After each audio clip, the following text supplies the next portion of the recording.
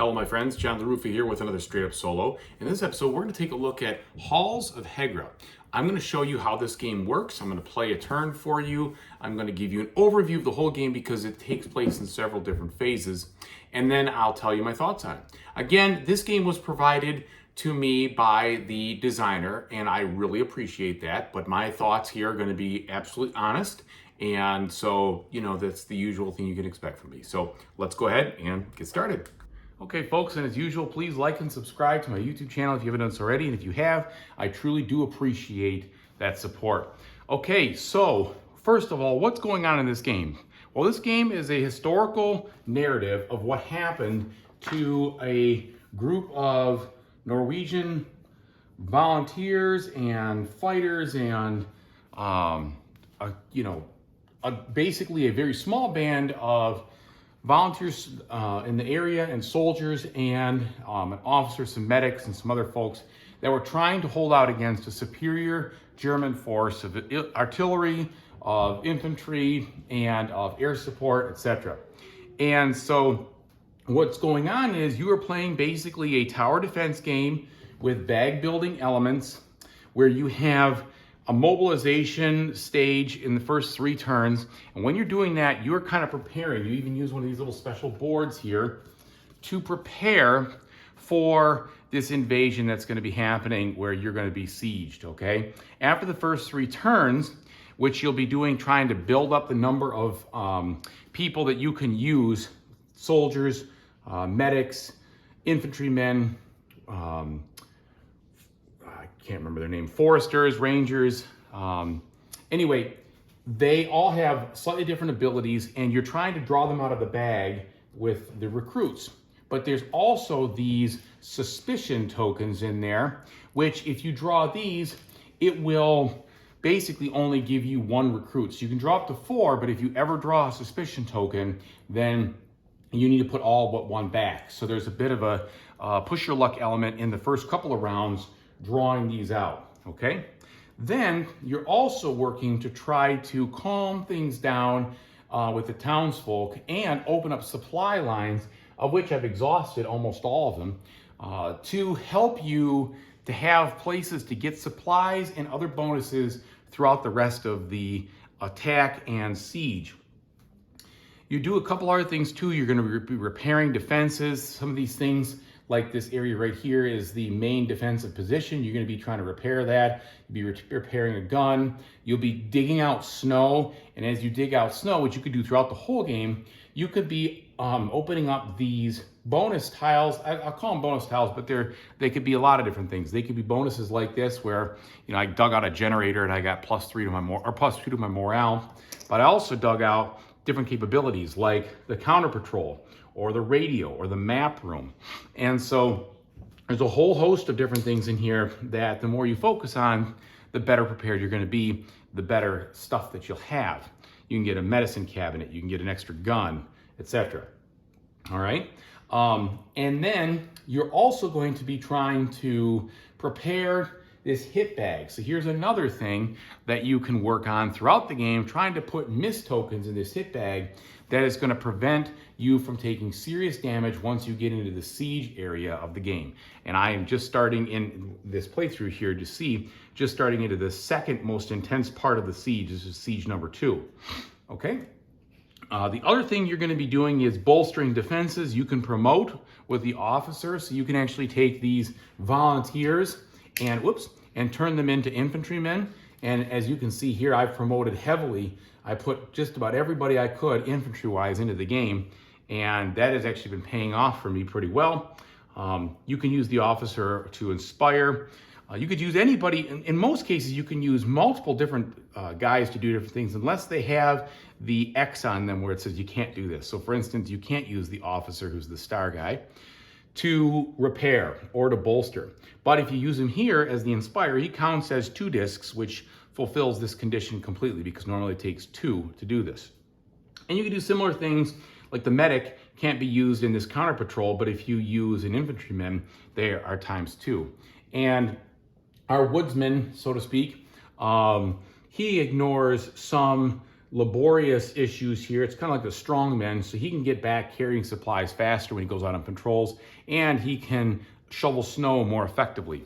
So there's all those little things in here that kind of provide you with interesting tactical decisions on what you're doing. After you move to this mobilization phase, the first attack phase is going to start. And in this case, you'll use kind of like a truncated attack board where people will start to mess with your defenses, okay? Try to make advances, try to injure your soldiers, and if your soldiers get injured, they're put into the infirmary. And sometimes even you can have German soldiers, through event cards and such, take up one of your valuable beds because you find them injured. And thankfully, we're still obeying the Geneva Convention, so to speak, at this point, and helping out the injured soldier, which is the right thing to do. All right, and I mean the injured German soldier, pardon me. So these guys over here represent German soldiers, and now in the main part of the game, once you get into the Siege 1 and then Siege 2, all of the forces are brought to bear against you. So you can see here, there are now German artillery pieces out on the map. There are plenty of German patrols out on the map that would be trying to stop, for instance, this guy right here from getting home, okay? And there's going to be airstrikes you have to contend with depending what you draw out of the hit bag. And there's a massive amount of forces now pressing in at your area right here where you're trying to defend the walls.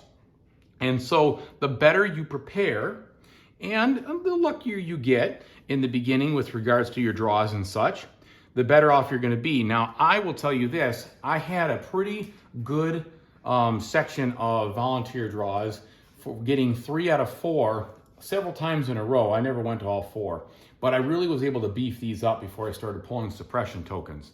And so I had kind of advantage there.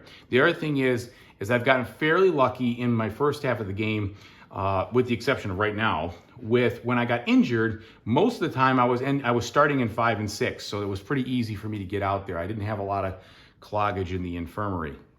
And I have focused heavily on keeping my morale as high as possible. So as you can see, at this point in the game, starting turn 9, I've drawn a ton and used a ton of morale cards, high morale cards, versus a couple of low ones. And that has also helped me, which I think has put me in a pretty good position at this point in the game, relative to where I could have been, that's for sure. So one thing I will definitely say is that learning this game wasn't too bad. The rules were fine, but I found that the best thing here is this player aid on the back, because it divides your games into these columns. And as long as you walk through the player aid, even in the first, even if you barely understand the rules, you can go to these sections and almost learn as you play. And that is very helpful, especially since here they tell you, here, this is how you do mobilization. This is how you defend the walls on these pages. This is how you look at the artillery, etc. It's very helpful, and I think this is great. Without this would be a very difficult game to learn and a tough game to play. But this makes it very streamlined, very easy, and I like it. I also like how they laid everything out on the board. They did a good job putting your actions in order. Number 1, number 2, number 3, number 4, etc. So you could easily see the flow of how things go. That really helps. It allows you to focus on playing the game and not memorizing how to do all the different things. And they did a decent job putting the important information on the map in truncated form, so you can at least know kind of what you're doing based on what's said here. Now, it's not all there. They could have maybe packed in a few more things instead of this gun here, maybe just a little bit more of context on what do you do in certain situations, but it's really pretty good, to be honest. They did a real good job, I think, maximizing the space, but also making this board look functional and fun to play. And I think from a tower defense standpoint, this is one of the nicer looking games I've played in regards to that. That sometimes the kinds of games at this level, the historical games, look fairly bland. I think they did a good job making this look attractive. And I'm not just saying that, right? You've seen some of my other videos where I say, yeah, I mean, it's functional, but it doesn't really inspire. This game just looks fun, okay? All right, so after that overview here, let's go ahead and press through turn number 9 and see what happens as I start in Siege 2. So you begin by drawing the first event card, of which there are many. So there's a lot of variability in here because there's many more cards than you're actually gonna see. Okay, and oops, this is an advanced card. I'm gonna skip the advanced. I shuffled those in, but I decided I wasn't gonna do it later, but I'll just skip that to do a more standard. Here we go, more standard card for Siege 2. And, oh, by the way, I am not playing with the missions. They give you a chance to draw a mission at the beginning of the game, and it lets you do some kind of condition. And if you do it, you get some kind of bonuses. And if you don't do it, you actually end up, you know, losing, in this case, mostly losing morale. So it's all about morale and supplies and such. I decided not to do that in this game. Okay, Siege 2. First it says it's a snowy day. Snow is not your friend. It's gonna move my snow marker back 1 space. It's also gonna make it harder for me to traverse this area. But I've really done most of my scouting and supply running at this point. I've got 1 guy left, and it would be nice for him to deliver, because if he doesn't, I'm gonna probably run really dry on supplies here pretty soon. Okay, so what that did was it moved my position back in the snow track by 1. If it goes over here, I have to start drawing hit tiles out of the hit bag, and that's not good. Then it says draw 2 tiles from the hit bag, also not that good.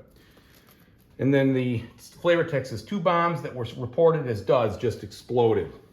So what do we get here? We got this, and we got this. Okay, so damage position A. That's unfortunate. That is going to injure my defender right here. And we go ahead and roll a die. Oh, that's really bad. Not only is it really, so what's gonna happen here is he has to go to the waiting room in space number 1. And he can't get into any of these beds until they open up. And it's really tough to open those beds up. So chances are he's gonna die, and as he dies, it starts to decrease morale, which is gonna make it more difficult for me throughout. The second one is this artillery token. It's an artillery 1. And so this is going to go back in there, and it's gonna advance this artillery over here one slot. And the fact of the matter is that the more that advances forward, the more hits you have to draw out. And this could be an end game condition here, as I end up, you started honorable surrender number 5. If this pushes to unconditional surrender, I immediately lose the game. So that is not what you want to see. Now, the other thing is that these are one of those times where there's some intricacies that you want to take a look at. So for instance, like I said, I drew that out of the bag, okay? And I want to take a look and be sure. So when you do that, you move the artillery to the right, which I did. And then, yeah, so you fill up the green row. Yep, place each drawn artillery back into the hit bag. So that's the difference. That's what I want to check. There's 3 places these things can go. The air tokens go back into the reserve when they're done. The damage tokens go on the board. The miss tokens go back into the reserve. But these artillery go back into the hit bag. And so that means it could come out again and make it more difficult for me. So that's why I checked, just to be sure. All right, so we've done that card. Now we add the air support in to the bag, okay? Turn 9. So we add these in here. And you're adding this term, every time you see this action right here, you're going to add a couple of those air supports. So this was the beginning of my 9th turn, which is why I added the next column. Now you can deal with this by using your gun, which I'm gonna try to do, artillery gun, to bomb the airfield and try to reduce that. And then you're going to draw a total number of tokens out of the hit bag equal to the highest number revealed by your artillery. In this case, it's 4. So I'm gonna go ahead and draw 4 out right now. 1, 2, 3, 4. Okay, that's really bad. So we organize these. First, the defense position C. That's not good. That's gonna make things very difficult for me. So now I go ahead and roll, and I got a 5. So he's in the waiting room up here. All right. Secondly, I have -1 supply and then injure 1 defender. Now you say, well, who do I injure? Well, you look at this part of the card and it tells you the order of which you injure defenders based on what happens. And you could injure them from this area first. And so I'm gonna injure this defender right here. and he is going to go on the 6 spot. So 6 is filled, and so we're going to have to drop it down to the 4 spot. Because there's not a spot for them, they got to go down. All right, so we've done that. Then -1 supply, so that's unfortunate. You use supplies for a variety of things, but mostly for activating more guys. Now these guys, like I said, when you draw them, they go out. Now the last one is the artillery token. So this goes up, and we're gonna put this back in the hit bag. Now if I run out of stuff in the hit bag, and right now I have just, let's see, I've got 5 tokens in there. If you can't draw enough out of there, you start to immediately move up on that surrender token, or surrender track, which is really bad. That could end you the game real fast here. So now I put in 4 attackers, 4 German attackers. 5 max per slot, so I have to add 1 here, 2 here, 3, and 4. When they're standing up, they're not suppressed, okay? That means they can act. And how do they act? Well, we're going to show you in just a second.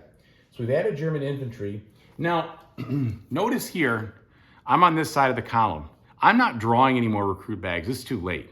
So what I've got to work with is what I've got to work with. And a lot of them are injured, which is really bad.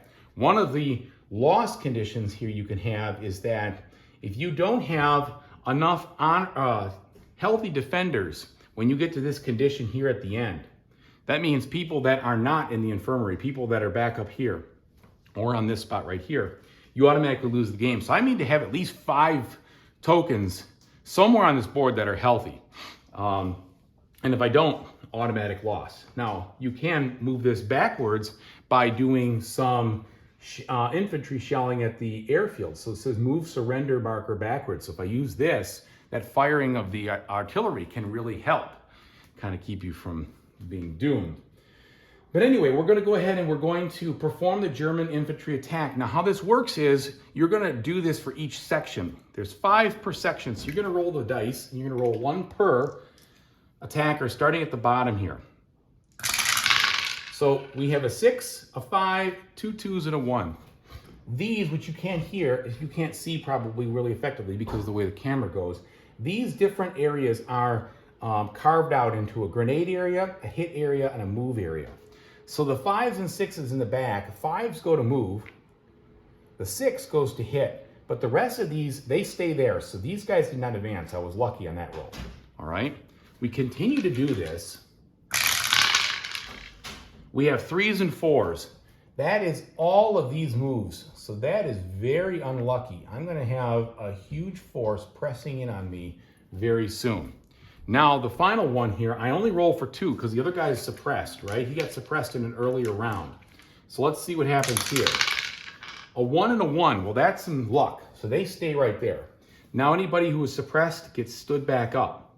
Now I resolve these columns. If I had anybody in the grenade column, I would go ahead and resolve that. The way the grenade works is that if you, that starts to degrade the defensive position, which is kind of like your defense before you start taking hits. And in this case, luckily, I don't have any grenade people in there, so we're good. Hits, on the other hand, I have 1 hit. Luckily, I have a defensive 2, so that does not hit this guy. He's going to be available to at least strike back for what it's worth. Then I am going to end up with this move. Now, this is where it's going to become dicey. So the move, I'm going to have 2 people come up here, but this is full. So the rest of these guys are going to rush into this area, which is going to start to degrade my morale. And then over here, this move comes up to this section. The hit falls back, he doesn't move. So here we are at the end of the infantry attack. I kind of got, besides that charge, I got off kind of lucky there. Could have been much worse. Now, we've done all this. Now we come to what I can do. So I can now respond to the situations at hand, okay? And so first I've got to look at, getting people into my area to be able to be ready to be put to work, put to actions. So anybody who's in the rest area gets moved over here to ready. Then for each supply I spend, I can move 2 people from the tired to the area right here. Now, I have a choice to make, and this is a tough one. If I don't have any supplies at the end of the day, I'm going to start losing morale. But I really need these people to work. Now I have a chance to get some supplies if I can make it back here. But if I don't, if I get stopped by this patrol, it could be I could be in bad shape. I'm still gonna risk it for the biscuits. So here's these two. These two supplies will bring 2 people back based on this track right here. So that's gonna bring back the medic, which I need, the 2 strongmen, which I need, and 1 infantry, okay? Now, I have the opportunity to take down my morale by 1 to bring 2 more over. Or I could say, nope, I don't wanna risk it. I need to just put 2 people in the rest track and call it a day. However, what I'm gonna do is I'm gonna spend that morale and I'm going to go down by 1 because I think it's more important for me to have the people. So I'm gonna go ahead and put these in, and then I'm going to put that over there in the rest area. So now I have activated my my different people here, and they're ready to be assigned to actions. So I've crossed over through this area right here, which is the morning phase. Now I can fire at the Germans. Well, first I haven't finished up, sorry. I've got to assign these people. So what I'm gonna do is I'm gonna focus on healing everybody as much as I can, because I've got to get these people out of here. So let's put the medic in there, and then let's put my volunteers in there as well. That's at least 4 steps. What that can do is I can get some of my people out of here, because I can go 1, 2, 3, opening up 1 bed, and 4 with another. So that's what I'm gonna do there in the hopes of trying to move people out. One of the things that you can have that's bad news here is 4 or more defenders in the waiting area. I'm gonna end up sliding up here on that. It's gonna force me to surrender. We don't want that. Another thing I need to do is start repairing this area over here. So I'm gonna move some people into this repair area to try to work on that. This could be really bad if I start to get snowed in. So I'm actually gonna break this up just a smidge. That guy, unfortunately, the officer cannot repair, but I need some bonuses to help my morale. So I'm gonna do this, and then I'm gonna bolster, oh, this is really tough. So I'm 1 guy short. I feel like repairing is more important than anything else, but I'm gonna try to counter patrol to try to remove, should I try the counter patrol or should I try to get the artillery off this map? One of the things I can do is I can actually send out this patrol person to try to attack and, all right, this is what I'm gonna try to do. I'm gonna attempt to attack this person with this infantry in order to clear this area to try to bring him home. That's more important than anything else right now. I need those supplies. Okay, so I've assigned my workers. Now we go in order. So the first one is number 1. Now, if my machine gun wasn't jammed, I would be able to at least try to suppress and hit a whole bunch of guys. Unfortunately, it is, so I can only roll 1 die. This is gonna be, oh, that's nothing. So that did not help me 1 bit. I suppressed 1 of them. I'm gonna get clobbered as I go forward from here. Okay, so we finished that. He stays there. That's the only place where you would stay and not go anywhere. Okay, now we go to spot number 2.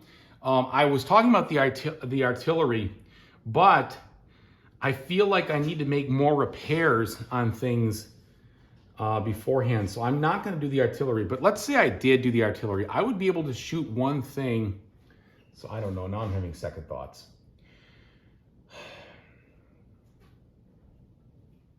Well,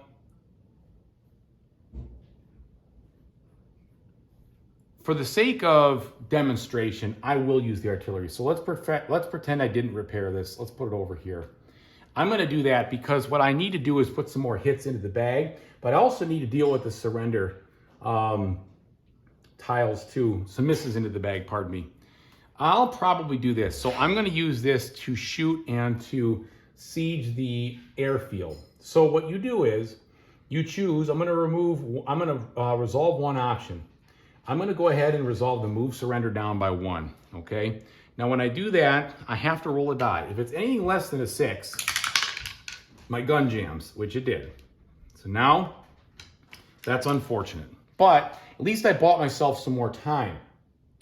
They go to the tired spot. I go to section 3, which is the supply run. So I can move 1 to 4 spaces. Like I said, the first thing I want to do is move and try to deal with this. So he comes out, and then I start the movement, okay? So I'm going to move this 1, 2, and there's several options. You can stop, you can try to sneak by, or if you're in infantry, you can try to attack. And so I'm going to try the attack, and I'm going to look at the resolution here to see what I have to roll. Hang on. Whoops, just passed it. So, move all supply runs. Move each defender on the map up to the spaces. You may only move the defender to adjacent space. Connected. If the defender moves into one spot containing a German, you have some choices. So like I said, I'm going to fight. I'm not going to sneak by, I'm going to fight. So if the result is higher than the current suspicion level, end your movement and increase suspicion by 1, but you can, well, actually either way, end the movement for this round and return the 1 German patrol back. So that's good. So this actually comes off no matter what. We want that. Good. Now, it says I got to roll a 6-sided die, and if I get a 4 or higher, I'm in good shape. If not, 2 did not go well. So the result is lower. The suspicion was 2. It's equal or lower. Sorry, it's not 4, it's 2. That's unlucky. Roll a die and place the defender in the infirmary. Reduce suspicion by 2 levels. 1, 2, but I did not need anybody else in the infirmary right now. He goes to a 4, which is a 3, so that spirit mission did not go well. And I thought with a suppression of 2, I'd be in better shape, but that did not do the trick. So the good news is I can move him home. 1, 2, 3. And because he successfully makes it, my morale goes up by 1, my suspicion goes up by 1, but I bring in 3 new supplies. And that is really important for me to be successful. So that will help me, because otherwise I'm going to be in deep trouble kind of finishing up here. All right, we've done the supply run. I'm going to shovel some snow. So I'm going to move this over 2 spots in order to not so much dig out, but just make sure that I don't get snowed in, because that would be really problematic. I start drawing things from the hit bag. And then I'm going to inspire and move this up by 1 to help me draw some better morale cards. Now I've got the infirmary. I get 4 people to move around here. So what I'm actually going to do is I'm going to go 1, 2, 3, and 4 so that I can heal him and bring him out. And then no matter what, so that allows me to move this guy over here, which is good, because now I have to move all patients in the waiting area down 1. Luckily, there's at least a bed, or there's no one hit the morgue. Then everybody up here moves up 1, and now I've resolved this. Now we got to go to the morale stage. So first I got to feel what happens here. Do any of these things affect morale? Well, unfortunately, 2 things do. It is a red day, so my morale goes down by 1. I'm not out of supplies, but there are defenders in the waiting area, okay? Which is, so if there's any defenders in this waiting area, I have to drop down by 1. And there's nobody in the morgue, luckily, but there are people in the red section over here. So now that means I've got to go draw 3 morale cards and resolve 2 low morale cards. So what did I get? Well, the cool thing is I got 2 hope. I put these in earlier. So luckily, I don't have to do this. Move the surrender marker up 1 level. Thank goodness I don't have to do that, because that would just increase my chances of losing the game. So I was really lucky to draw both these hope cards, which I had seeded earlier through the radio. And it says, you may gain 1 supply to remove this card from the game. So I absolutely will do that. So I'm going to remove this card from the game. I'm going to gain those supplies. So that's going to put me at 5 supplies here, which really is helpful. Okay. Then we return this over here. Now we look and see any surrenders movement. Do I have 3 or more defenders in the morgue? No. 4 more defenders in the waiting area? Unfortunately, yes. So that means that we get closer to surrendering. 6 or more on the map for artillery? No. And then the siege. Fewer than the required number of healthy defenders left. Well, I need at least 5. I have more than 5, so I'm going to be able to survive. So I go to the last step of the game. I add 3 patrols here from the bag. So we're going to add them now into this early section, section number 4, or spot 4, spot 1, and spot 6. So there's my 3. And then my turn is over. So I have 2 more turns, and then I have to see, you know, there's this turn, which I go through another stage 2, and then a last stand, which is where it gets really, really dicey. And that is what it'll take to win. If I can survive that and not surrender. So I think there is a victory condition, as a matter of fact. As long as you don't lose, you win this game. And so just showing that. So, all right, where does it say? So if you have 1 or more, this is how the last stand. So you draw the top of the last stand, and after you've resolved the infantry attack, check how many defenders are left. If you have no defenders in the defensive position, move all German infantry 2 steps forward and resolve any infantry in the charge box, which is where they just start killing people. If you have 1 or more defenders in the defensive positions, move all German 1 step forward. So if you can at least hold out with 1, you're at least better off. And then the game's over. Compare the number of healthy defenders you have in the defensive positions and in tired and rest and ready areas against the required number on the surrender track. If you have at least that amount, you have survived the siege. Check your outcome. So basically, if I can get at least 5, if I was to end right here, if I had at least 5 left, I would win the game. But if this moves up 1 more, then I have to have at least 6. And basically, the fewer healthy, the fewer you have, the better you are, right? So if you're down here in the German retreat, that's even better. So this kind of just shows, you're trying to avoid this unconditional surrender. Followed by surrender, honorable surrender, truce, and even German retreats. If you can get this all the way down here and finish at that level, then you really won the game.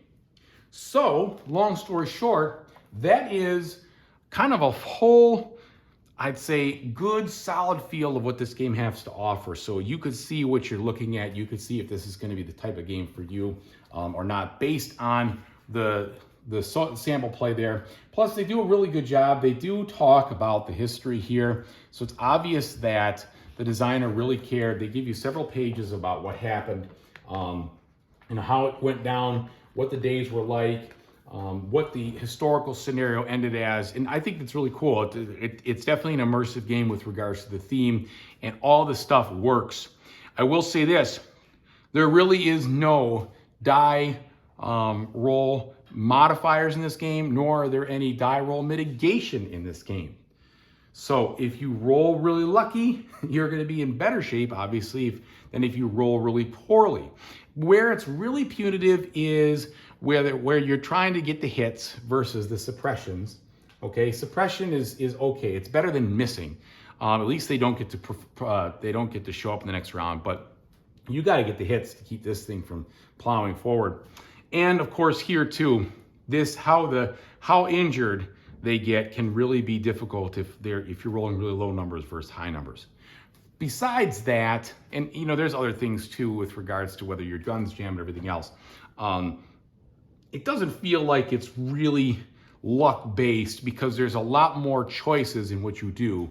But it would be nice, I think, to have just a little bit of mitigation somehow. That being said, without any mitigation or without any modifiers, very easy to understand. It's not like a usual game where you've got a +1 for this, -1 for that, this or that, the other thing that can get a little laborious, not existent here. So that is the whole of it. Let me tell you what I think. Okay, so that is a good, solid feel of how you play Halls of Hegra. I have to make one correction. When I injured that person, there was no spot for them in the waiting room. I should have just stacked him. I shouldn't have moved him down. So I made a mistake there. But for the most part, you really, I think, got to see what happened. Now, at the end of that game, I basically made it to turn 11, but did not make it to the last stand. There was a big charge. I just ran out of ability to stop the waves of infantry, and that was mostly because I think I mismanaged my artillery, didn't use my machine gun enough, just did not mow those guys down, and they charged in and just, well, killed everybody. So I had everybody at the very end, everybody was stacked up in the hospital, and everybody else was ejected into the morgue after that charge, and I lost on the 11th turn. But very, very satisfying tower defense game. Now, I know I mentioned to you that there is no dice mitigation as far as rolls or re-rolls or things like that. There are also no modifiers. That's okay, I think. It's kind of like it ups the intensity a little bit, and it feels like you're playing for keeps. And I think from a standpoint of the theme here, that makes a lot of sense. I do think that this game provides you with a ton of tactical choices that can pay off. Earlier stuff in the early part of the game, what you do definitely affects how long you can last in the late part. Maybe I over focused on supplies, but I never was at a spot where I felt like I was undersupplied, but that probably came at the cost of repairing and getting my guns in better shape, right? And so that's how I ended up losing. I didn't run out of supplies, but I did run out of abilities to defend myself, so to speak. And so there's always trade-offs, right? Which I think is very interesting. I think that the game historically feels good. I think the theme comes through very well. And I like how they put in the bag building elements. That was fun. And usually you draw chits out of a bag. That's one thing. But the thing that I thought was really fun is the recruit part. As far as the first 6 rounds or so, you're still trying to draw recruits out of the bag, a little bit of a push your luck aspect. And how much effort you spend on not putting suppression tokens or putting just the lowest amount of suppression tokens or suspicion tokens, pardon me, in the beginning of the game can definitely pay off, especially keeping the fear down, because at that point you lose guys that come in with a bunch of fear right at the moment you need them. And so I think that's also kind of cool. So they did a good job, I think, melding the historical part with a game that didn't feel just super dry. I thought it felt very thematic. I think it's fun. I thought it was very fun to dig up what am I going to get in this snow? And maybe I can uncover something that's really going to help me.